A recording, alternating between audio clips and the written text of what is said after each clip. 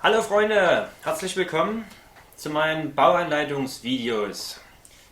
Wie ich schon letzte Woche im Vorstellungsvideo angekündigt habe von meinem Kameraden hier, gibt es 4 Videos, in denen ich euch das Ding Stück für Stück zusammenbaue und euch auch genauso wie bei meinem Arox wieder zeige, was ich dran gebaut habe und wie ich es gebaut habe, damit ihr dann in der Lage seid, anhand den Videos das Ding nachzubauen. Es werden 4 Videos sein. Das erste Video wird sich um die komplette Innenleben drehen, also alles was hier Rahmen, Mechanik etc. ist. Das zweite Video bringt ein kleines bisschen Stabilität rein und macht den Vorbau hier vorne. Im dritten Video kümmern wir uns um die komplette Verkleidung und die ganze Optik.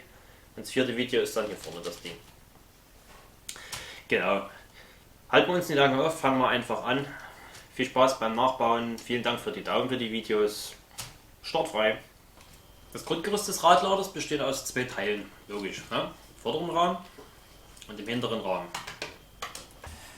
Der vordere Rahmen von dem Radlader ist original geblieben, wenn man es mal von der Farbe absieht. Ja, ich habe es komplett in Grau gebaut, weil verschiedene gelbe Teile, die hier eigentlich reingehörten, sind noch in anderen Modellen versteckt. Ansonsten kann er das Ding hier komplett, so wie es ist, 1:1 aus der Bauanleitung entnehmen. Von daher werde ich jetzt hier auch nicht groß Worte verlieren. Das hintere Teil ist genauso original geblieben, wie es war, soweit ich mich erinnern kann. Also wenn da nur marginale Veränderungen. Auch das hier ist wieder komplett grau entstanden. Ja, also hier ist wirklich alles, was soweit dran ist, schon mal dran und auch an der Position. Ich drehe es euch wieder ein bisschen hin und her, dass ihr schon mal seht, was wie wo ran muss. Wie es zusammengebaut wird, kommen wir ja gleich dazu. Um diese beiden Teile zu montieren, fangt er an. Also im Prinzip ist es so, der graue Pin kommt dann da rein, das Gelenk trifft die Achse. Genau, das sind eigentlich die 2 Teile, die jetzt hier wesentlich treffen müssen. Der Rest ergibt sich. Das heißt, wir fangen jetzt an, ihr müsst das Ding mal ein bisschen so drehen, dass das Gelenk gerade ist. Ihr beginnt damit, hier unten mit dem Daumen die Achse, so, dass ihr die ein bisschen nach oben schiebt. Kleines bisschen biegen müsst ihr es, weil sonst kriegt ihr ja den Pin nie dort rein. Deswegen ist auch das, jetzt seht ihr das, ne? Das würde das hier nicht funktionieren. Also ihr steckt das Gelenk auf die Achse. Ja. Und führt dann den Pin da unten ins Gelenk. Jetzt könnt ihr das Teil hier runterschieben. Die Achse wieder korrigieren, die darf hier unten nie rausgucken. So. Jetzt haben wir den Grundrahmen fertig. Ein bisschen Lavette ist er noch, wird sich aber gleich geben, wenn wir die nächsten Teile montieren. Die nächsten Teile erstmal werden sein die Lenkung. Also das, was hier die Mechanik ist und auch noch ein zweites Teil, was unten drüber kommt. So sehen sie aus.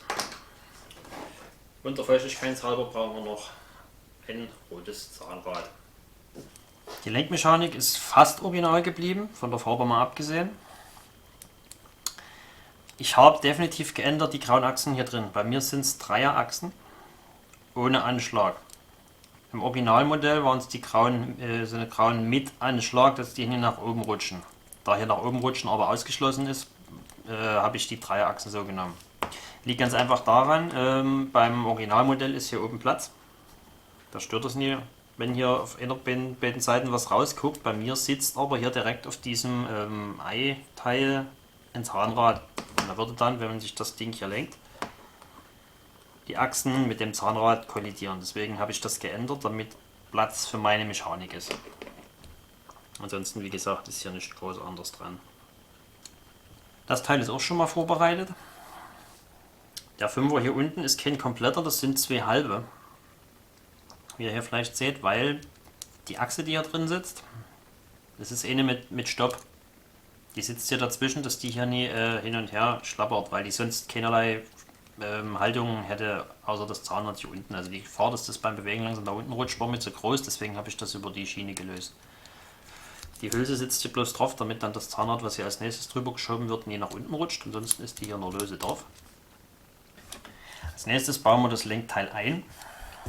Die Achsen hier unten gucken hier jeweils ein Stück raus und sitzen dann hier bzw. hier hinten. Das ergibt sich jetzt aber gleich.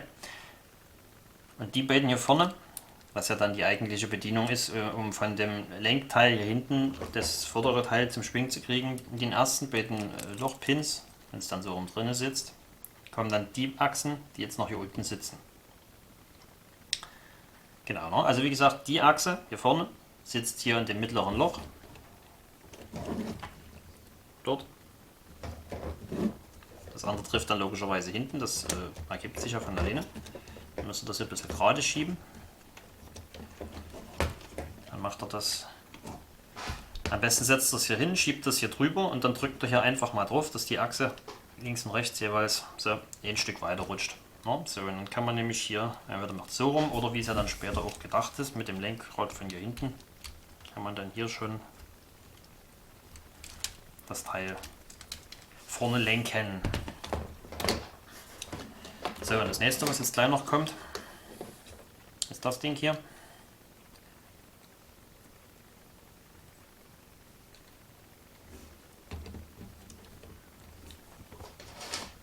Nie vergessen, wie gesagt, hier gibt es ein Zahnrad.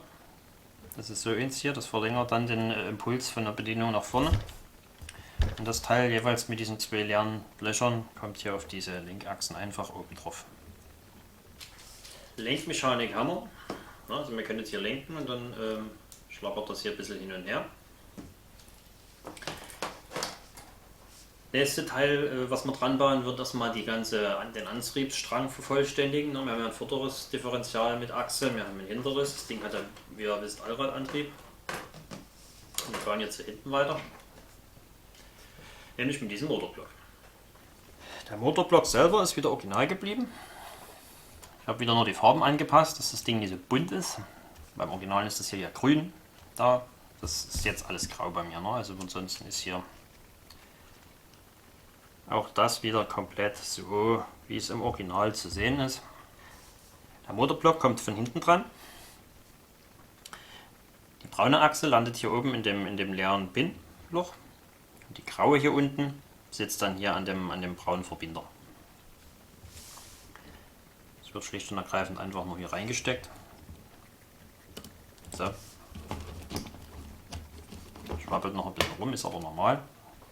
So, der Motor ist dran, das heißt, das Ding kann theoretisch fahren. Als nächstes müssen wir auch sicherstellen, dass auch dieses Schiebeschild hier vorne hoch und runter geht oder zu klappen geht, ohne dass wir einen Motor benutzen. Denn die habe ich ja aus meinem Modell rausgeschmissen. Ich habe die Bedienung hier oben an dieselbe Stelle gesetzt, wo vorher die Infrarotempfänger waren, um halt nicht das komplette Modell umzumodeln. Dafür haben wir hier das Sitzteil mit diesen zwei Bedienungen. Jetzt haben wir das elementare Teil mit dem Sitz und der Lenkbedienung. An der Stelle, wo jetzt hier die großen schwarzen Zahnräder sitzen, sitzen bei dem Originalen die Infrarotempfänger.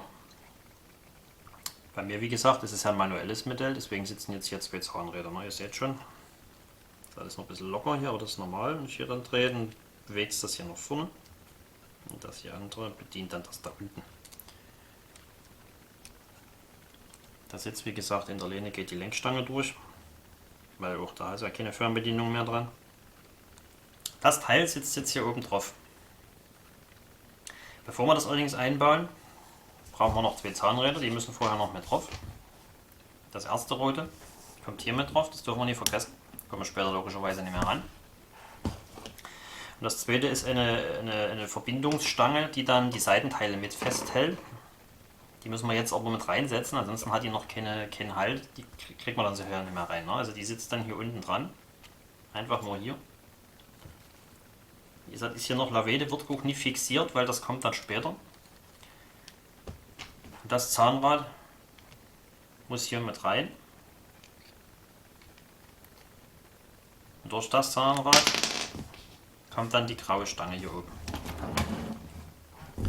Also wir fangen jetzt einfach erstmal an, das Ding hier einzufädeln. Wie gesagt, hier vorne das leere Loch, da kommt die Achse durch. Brauchen wir jetzt ein bisschen 3-4 Finger mehr. So, dass die rausguckt. Dann nehmen wir uns das Zahnrad, stecken das hier noch mit rein. Und dann kann man das ganze Ding ein Stück nach unten schieben. Ich mache das jetzt nochmal kurz ab, ich darf es bis gleich nicht vergessen. Das nächste Ding ist, das wir hier noch treffen muss. Das ist die Lenkung. Das müssen wir mal passend machen. So, jetzt trifft die hoch. Jetzt schieben wir das wieder rein. Fädeln hier ein bisschen rum. Jetzt halt jetzt schon nicht mehr viel Platz, weil ich schon ein bisschen reingeschoben habe. So, jetzt sitzt das auch. Dann kann man das ganze Ding allen seinen Komponenten zusammendrücken und der Motor, der passt hier hinten dazwischen. So.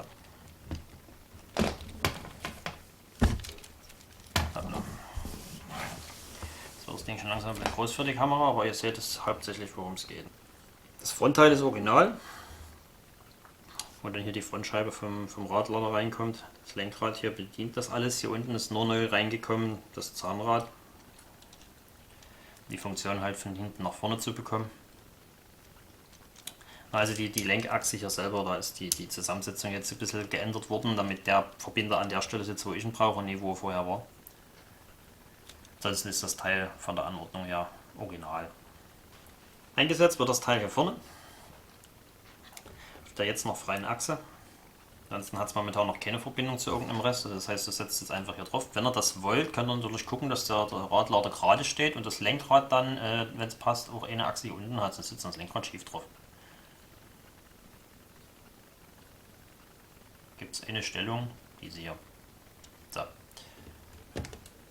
Also, dann habt ihr nämlich hier die Speiche hier unten und die anderen zwei gehen weg. Das ist nur bei der, wenn ihr es rumdreht, dann steht das Lenkrad irgendwie so schräg da. Das finde ich nicht so schön, aber es ist jetzt keine funktionsrelevante Sache. Ja, dann könnt ihr theoretisch hier auch schon mit dem Lenkrad lenken. Also das geht später auch. So, jetzt haben wir die ganze Bedienung hier. Wir haben die Zahnradstränge drin, wir haben die Lenkung drin. Im nächsten Video kümmern wir uns um den Vorderbau und den Rahmen hier hin, dass das ganze Ding noch ein bisschen stabiler wird. Das wird auch nochmal besonders interessant, weil das Teil hier vorne konnte ich nicht clean bauen, das ist ein riesengroßes Teil, aber wie gesagt, mehr dazu seht ihr im nächsten Video, was ich euch dann hier verlinke.